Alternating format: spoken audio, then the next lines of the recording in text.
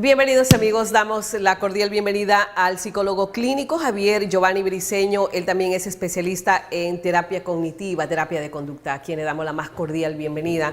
En días anteriores, ante la preocupación de los últimos suicidios registrados en la provincia del Oro, especialmente 3 en Piñas, otra persona ahogó a su hijo con una almohada por un problema de esquizofrenia, según lo que se dijo en el reporte médico y también lo que decía la información de los importantes diarios de la provincia de El Oro. Le preguntamos al psicólogo Javier Giovanni Briceño por qué cada vez más jóvenes se suicidan hoy en día. Bienvenido, doctor, un gusto tenerlo con nosotros. Muchas gracias, Yané.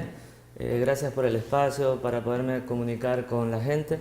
Son importantes estos temas, es una penosa realidad social que vivimos a nivel mundial, ¿sí? En cuanto a tu pregunta, las causales pueden ser varias, ¿no? Pero de acuerdo a las investigaciones, normalmente se establece que básicamente hay una desesperanza en el paciente que está con el pensamiento suicida, ¿no? Una desesperanza por escapar de la vida, es decir, la vida le parece demasiado, ¿sí? Intolerable, ya no hay solución. Entonces ve el suicidio como una alternativa, ¿sí? Para bloquear toda tentativa de dolor. Yo creo que todos tenemos problemas, ¿no? Ajá. Pero, o sea, ¿por qué incide para que una persona tome esa determinación de terminar con su vida?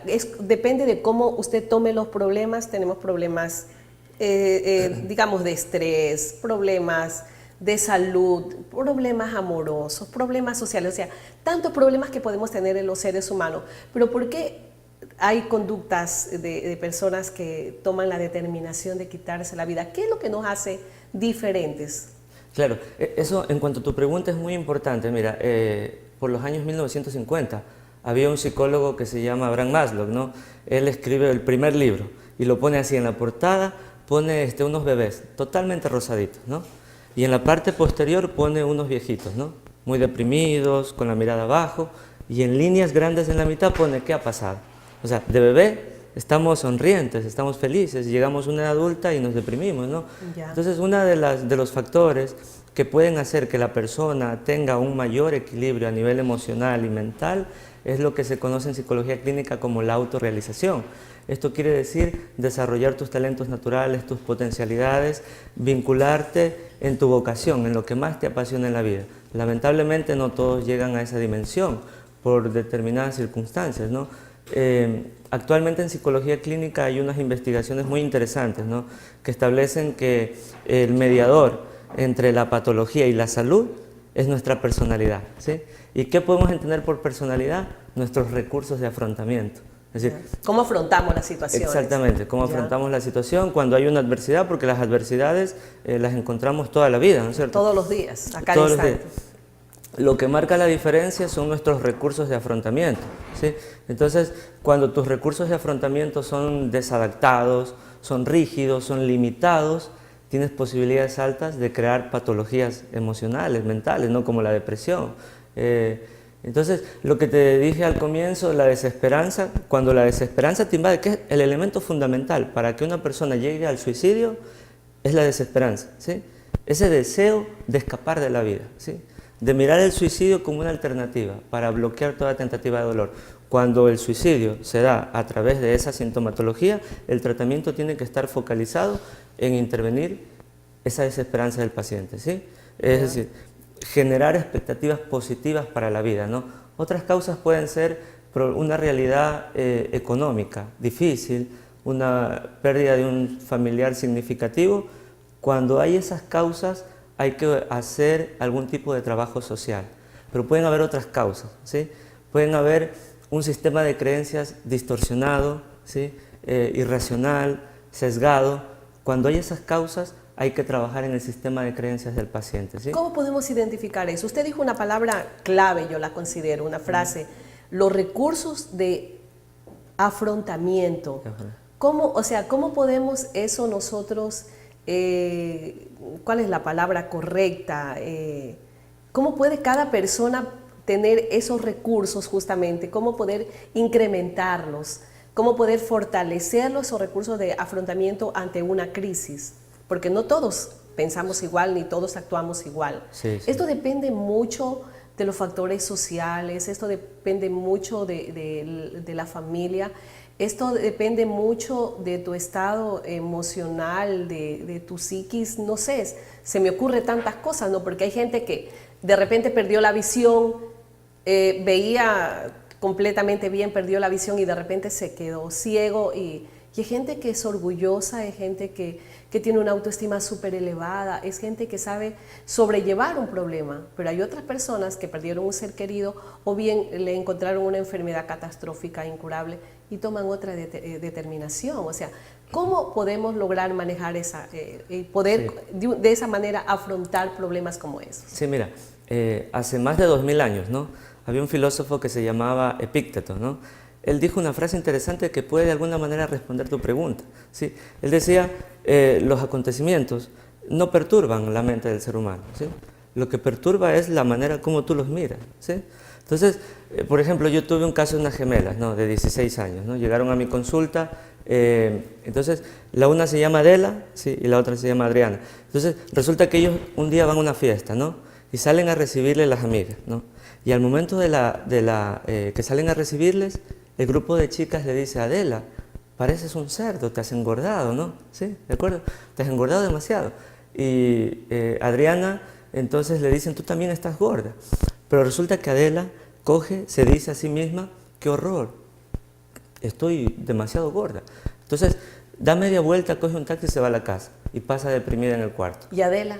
Y Adela coge y dice, bueno, realmente estoy un poco subida de peso y puede ser que haciendo gimnasio baje y se quede en la fiesta, ¿no? ¿Sí? Y la pasa bien. Es la manera como afrontas tú la situación, la crisis.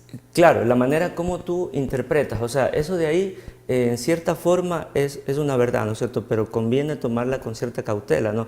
Porque a veces hay sucesos naturales que realmente pueden impactar muy fuerte la vida del ser humano, ¿no? Un terremoto, ¿no es cierto? Algún desastre natural. Pero lo que mayormente nos ocurre en la vida suelen ser cosas relativamente sencillas y nos venimos abajo por nuestro propio sistema de creencias, ¿no?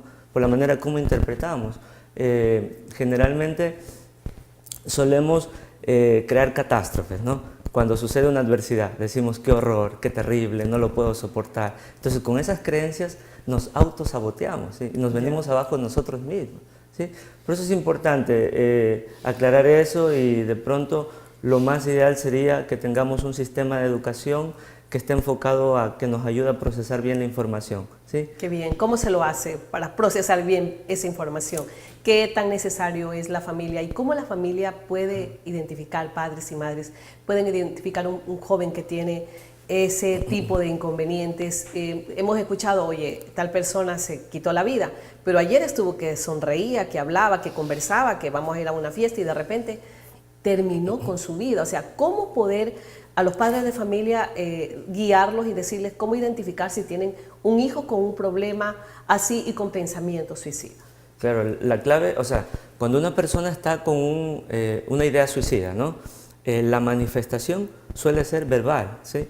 Entonces hay palabras claves que el paciente suicida expresa. Generalmente dice, mi vida no tiene sentido, ¿sí? Soy una carga para mi familia, estarían mejor sin mí, ¿sí? No espero nada en cuanto al futuro, ¿sí? Entonces, todas estas creencias son pesimistas, ¿no? Y hacen que el paciente se convenza a sí mismo de que no hay una alternativa. Por eso que en terapia cognitiva... De que su vida no tiene sentido. En terapia cognitiva nosotros decimos que hay una triada, es decir, hay 3 niveles de pensamiento totalmente irracional en el paciente suicida, ¿sí? Una visión negativa sobre él mismo, ¿sí? Se percibe como el autoestima baja que decimos nosotros. Autoestima baja, se percibe como una persona inútil, ¿sí? Carente de recursos para la felicidad. Una visión negativa en cuanto al mundo que le rodea, ¿sí? Y una visión negativa en cuanto al futuro, ya no hay esperanza, ¿sí? Entonces, un artículo que yo escribí lo llamé El suicidio una alternativa equivocada. Porque si nosotros desarrollamos un nivel de empatía con el paciente suicida, podemos comprender que realmente él está viendo el suicidio como una alternativa. Es la salida. Es la salida. Entonces hay que comprenderlo, esa es la alternativa. Pero en mi artículo yo digo que es equivocada, ¿no? ¿Cuáles son las recomendaciones que usted daría, doctor? Y no solamente hablemos del padre de familia, madre de familia, la sociedad en sí, sino instituciones educativas también. ¿Cuál es el aporte que se debe hacer justamente para evitar que más jóvenes se quiten la vida? Lo ideal sería, mira, esto yo lo digo con mucho respeto porque yo pues no tengo digamos, a nivel de educación, hay gente que le compete, ¿no? Pero desde mi modo de ver yo diría que sería importante incrementar materias que tengan que ver con la cognición, es decir, que a los niños les ayude a pensar, ¿sí?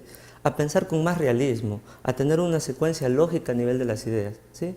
Y a que esas ideas sean prácticas, les ayuden a su bienestar, ¿sí? Entonces yo por eso pondría, por decirlo de alguna manera, procesamiento de la información 1, procesamiento de la información 2. Incluir eso en el pensum de estudios. Exactamente, Ya. ¿sí? ¿Qué otras cosas podemos hacer? Por ejemplo, ayudar a que la gente se autorrealice, ¿no? Es decir, crear un sistema de cultura en donde podamos enseñar a la gente que la mayor felicidad parece ser que está vinculada en el desarrollo de nuestros talentos, es decir, engancharme en lo que más me apasiona, ¿sí? Lo que más me gusta, con lo que más te identificas. Con lo que más te identificas. Abraham Maslow llamó eso experiencia cumbre, decía que cuando tú estás enganchado, ¿sí?, con algo que te apasiona, que amas, el tiempo se va, no te das cuenta del tiempo. Por supuesto, y muchísimas gracias, doctor, que se nos está yendo el tiempo. La verdad que mucho que hablar de este tema de la psicología y esperemos tenerlo en próximas entrevistas aquí a través de Orovisión al psicólogo clínico Javier Giovanni Briceño y también especialista en terapia cognitiva. Muy amable por su presencia aquí. Vamos a hacer una pequeña pausa, amigos, y enseguida con más.